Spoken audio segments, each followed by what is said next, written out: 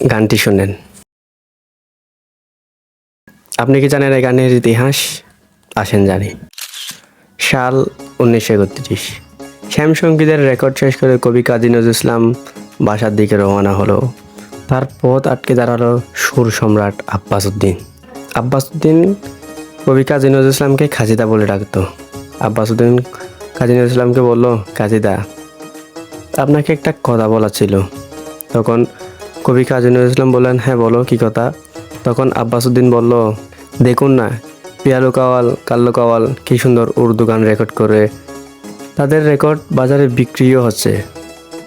Islamic গান তো নেই, একটা ইসলামিক গান রেকর্ড করলে হয় না? তখন বাজারের ট্রেন্ড ছিল উর্দু গানের এবং শ্যামসঙ্গীতের। ইসলামিক গানের রেকর্ড বা ট্রেন্ড কোনোটাই ছিল না। আব্বাস উদ্দিনের প্রশ্নে কবি কাজী নজরুল ইসলাম কোনো হাও তো দিতে পারতেছিল না, নাও বলতে পারতেছিল না, কারণ তার নিজের নামের পাশেও একটা ইসলাম আছে। তারপর সে ইসলামের প্রতি একটু বেশি আগ্রহী। তখন কবি কাজী নজরুল ইসলাম বলেন, আচ্ছা ভগবতী বাবুকে গিয়ে বলো, কারণ এখানে খরচেরও ব্যাপার স্যাপার আছে, আগে ভগবতী বাবু রাজি হয় কিনা দেখো। বলে রাখি, ভগবতী বাবু হলো গ্রামফোন কোম্পানির ইনচার্জ। এবার আব্বাস উদ্দিন ভগবতী বাবুর কাছে গেল। ভগবতী বাবু কোনো মতে রাজি হচ্ছিল না, কারণ স্রোতের বিপরীতে এত বড় রিস্ক নিতে কেউ চায় না। এরকম করতে করতে ভগবতী বাবু 6 মাস রাজি হয় নাই। 6 মাস পর হঠাৎ একদিন ভগবতী বাবুকে খুশ মেজাজে দেখে আব্বাস উদ্দিন আবারও বলল। তখন ভগবতী বাবু হেসে দিল, বলল, তুমি অনেক নাচর বান্দা, আচ্ছা যাও, একটা করব। তখন ভগবতী বাবু অনুমতি দেওয়ার পর আব্বাস উদ্দিন অনেক খুশি হলো। খুশি হয়ে সে কবি কাজী নজরুল ইসলামের কাছে গেল। কবি কাজী নজরুল ইসলাম চা আর পান অনেক পছন্দ করে। তখন ভগবতী বাবু তার জন্য চা আর পান নিয়ে গেল। ভগবতী বাবু হাত থেকে পান নিয়ে মুখে দিয়ে কবি কাজী নজরুল ইসলাম দরজা বন্ধ করে একটা রুমে গেল। রুমে গিয়ে একটা খাতা আর কলম নিয়ে লেখা আরম্ভ করে দিল। প্রায় আধা ঘন্টা। তখন ভগবতী বাবু বাহিরে পায়চারি করতেছিল, অপেক্ষা করতেছিল। আধা ঘন্টা পর ভগবতী বাবুকে একটি কাগজ ধরিয়ে দিল। ভগবতী বাবু কাগজ পেয়ে অনেক খুশি। এবার পড়তে লাগলো, ওমন রমজানের রোজা শেষে এলো খুশির ঈদ, এবার রেকর্ড হওয়ার পালা। গান লেখার 3 থেকে 4 দিনের মধ্যেই গানের রেকর্ড শুরু হয়ে গেল। কবি কাজী নজরুল ইসলাম নিজেও গানের সুর দিয়েছিল। এবার গানের রেকর্ড শেষ। গানের রেকর্ড শেষ করে যে যার মতো দেশে চলে গেল। গান বাজারে আসার কথা ঈদের কিছুদিন আগে।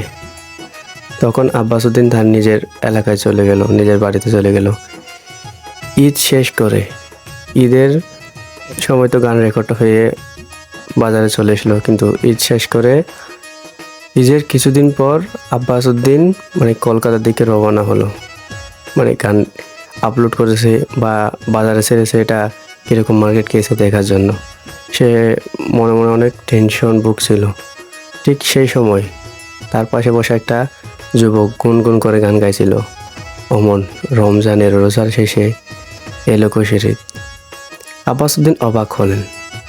তারপর তিনি মনে করছিলেন সেটা তিনি ভুল শুনেছেন। তারপর তিনি আবারও একই গান আবার শুনলেন, ওমন রমজানের রোজা শেষে এলো খুশির ঈদ। তখন আব্বাস উদ্দিনের মনে শীতল বাতাস বয়ে গেল। আব্বাস উদ্দিন আবারও আসার সময় কলকাতায় এসে একটা রাস্তা দিয়ে হেঁটে যাচ্ছিল। তখন কিছু ছোট ছোট ছেলে একটা মাঠে বসা ছিল। তখন একজন দাঁড়িয়ে গানটা আবার শুরু করলো, ওমন রমজানের রোজা শেষে এলো খুশির ঈদ। আব্বাস উদ্দিন এই গান শুনে দৌড়ে গেল কবি কাজী নজরুল ইসলামের কাছে। কবি কাজী নজরুল ইসলাম দাবা খেলতেছিল। কবি কাজী নজরুল ইসলাম দাবা খেললে কারো দুনিয়ায় বলে থাকে, কিন্তু আব্বাস উদ্দিন আসার কথা শুনে তিনি লাফ দিয়ে উঠে গেল এবং আব্বাস উদ্দিনকে জড়িয়ে ধরল এবং বলল, আব্বাস, তোমার গান তো অনেক হিট করেছে।